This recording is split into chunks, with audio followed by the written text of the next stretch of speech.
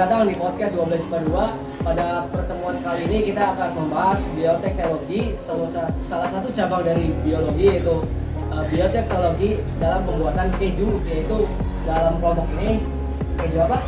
Mozzarella. Oke, yang pertama-tama saya akan menanya, apa sih definisi dari keju itu sendiri? Jadi seperti yang kita tahu, keju adalah sebuah makanan yang dihasilkan dengan memisahkan zat-zat padat yang ada dalam susu.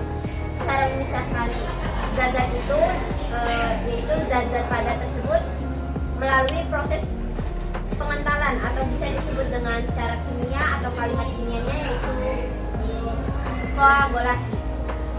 Nah, biasanya proses pengentalan ini dilakukan dengan enzim-enzim tertentu. Biasanya lebih spesifik menggunakan enzim Rennet. Nah, umumnya yang dijadikan sumber membuat keju itu biasanya susu. Kebetulan kami menggunakan susu murni dari sapi. Di sini kami membuat keju mozzarella secara lunak yang fermentasinya hanya dalam hitungan jam, yaitu sekitar 8 jam saja. Terima kasih, sudah dijawab oleh siapa? Dela. Oke. Lanjut pertanyaan yang kedua. Kalau pembuatan keju itu kan ada proses bakteri ya. Kenapa sih pembuatan keju itu memerlukan bakteri? Peranan bakteri pada proses pembuatan keju ini adalah untuk menghasilkan proses glikolisis, yaitu proses mengubah laktosa menjadi asam laktat. Masih untuk siapa Kak? Pertanyaan yang ke selanjutnya. Umumnya kan keju itu kan berbahan baku dari susu sapi. Nah, ada nggak sih bahan baku selain susu sapi yang bisa dijadikan bahan baku? Ya ada pastinya. Jadi buat pembuatan keju nggak hanya susu sapi, bisa menggunakan susu kambing, kerbau, domba, kuda.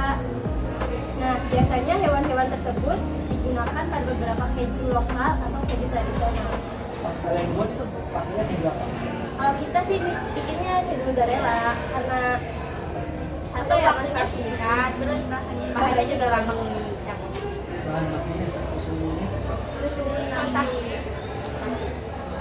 Bagaimana jika dalam proses pengaraman tadi bakteri dalam keju belum mati?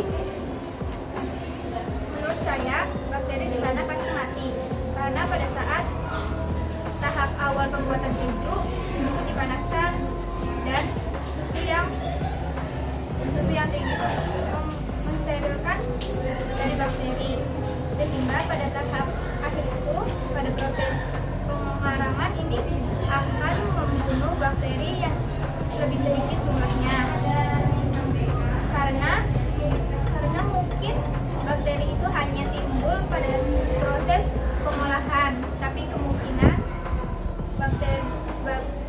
bakteri sulit untuk tumbuh karena diolah dalam tempat yang steril.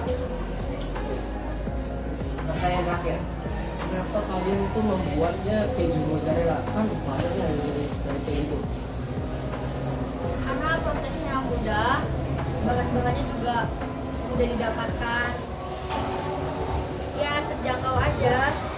Terus kayak proses sterilisasi ya sebentar berlalu berlalu nggak membutuhkan waktu yang lama. Oh iya, ngomong bahan-bahannya pas lagi dipakai apa aja sih? Tahu? Susu murni sapi, ada turun sama enzim Rennet, terus ada garam sama air biasanya. Menggunakan berapa waktu yang dibutuhkan itu berapa jam? Itu dan kurang 8 jam.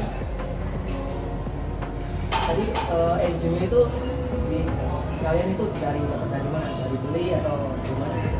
Dari beli. Jadi kita beli di online. Cukup sekian aja mungkin pertanyaan dari saya. Sekian podcast dari 12/2 tentang bioteknologi keju mozzarella. Wassalamualaikum warahmatullahi wabarakatuh. Waalaikumsalam warahmatullahi wabarakatuh.